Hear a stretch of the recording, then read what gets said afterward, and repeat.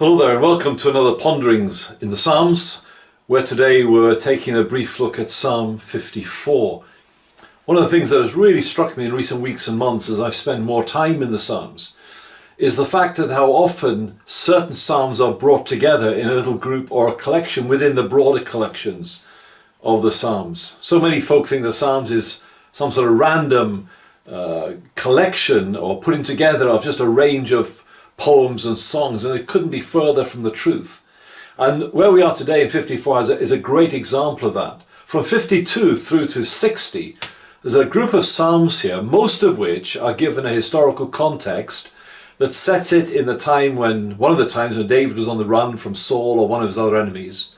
And even those in this little group that don't have that historical context, the theme fits that context so perfectly.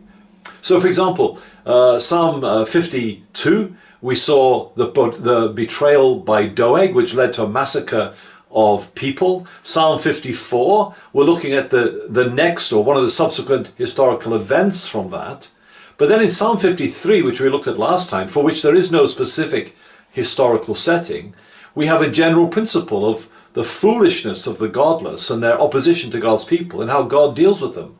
So in 53, for example, we have that general principle. In 54, we see David praying for that principle to be brought into play against his enemies. So what we have here, to give you the quick historical background, in Psalm 52, there's the betrayal by Doeg, which leads to a massacre of many priests and their families, following which we know from 1 Samuel 23, David went and hid himself among the desert people called the Ziphites.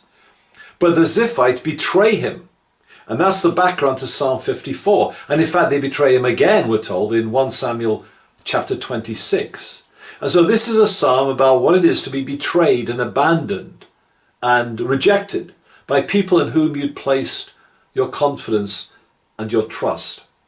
So let's take a quick look at this psalm. And if you're somebody who knows betrayal and abandonment and rejection in your life, then you have a kindred spirit in David. Indeed, you have a kindred spirit in David's greater son, the Lord Jesus, who more than anyone else was, of course, abandoned, rejected, and betrayed. But let's look at Psalm 54. And the crux of it, the context of it, comes in verse 3. David says, "Strangers have risen against me. Ruthless men seek my life. They do not set God before themselves." So that's the background to this psalm, as given in the introduction to the psalm. But then let's look at the three sections that surround that. Verses 1 to 2, David's cry to God. "Save me by your name and vindicate me by your might." The first of those may be a bit strange to our Western ears, but for a Hebrew person, somebody's name was a summation of their character and their attributes and all that they were. It's who they were. So David is praying, he's crying out to God, "God, because of who you are, bring all that you are to bear in my situation and deliver me according to your name." His cry to God. Verses 4 to 5, his confidence in God. He knows that God can heal him and help him. God is my helper. He will return the evil to my enemies. There's no doubt about that. And there's the principle of Psalm 53, for example. He will return the evil to my enemies. He will bring down on their own heads their own evil, because that's how God deals with godless, persecuting fools. The confidence also comes in verse 7, where notice, even as he's praying for God to do something, he speaks in the past tense. He has delivered me from every trouble. What glorious, unshakable confidence David has, even in the midst of his suffering and trial. So his cry to God, his confidence in God, and then verses 6 to 7, his commitment to God. What will he do when God has answered and delivered him? Well, he'll do the only thing that any rational, sane, godly man or woman would do. He'll go back and say thank you. And he'll do it in the appropriate way for David. He'll bring a free will, a thank offering to God and give thanks to his name, for it is good. That means it is appropriate, it is fitting, it is suitable and the right thing to do. So what a wonderful psalm in the midst of the maelstrom of opposition and persecution.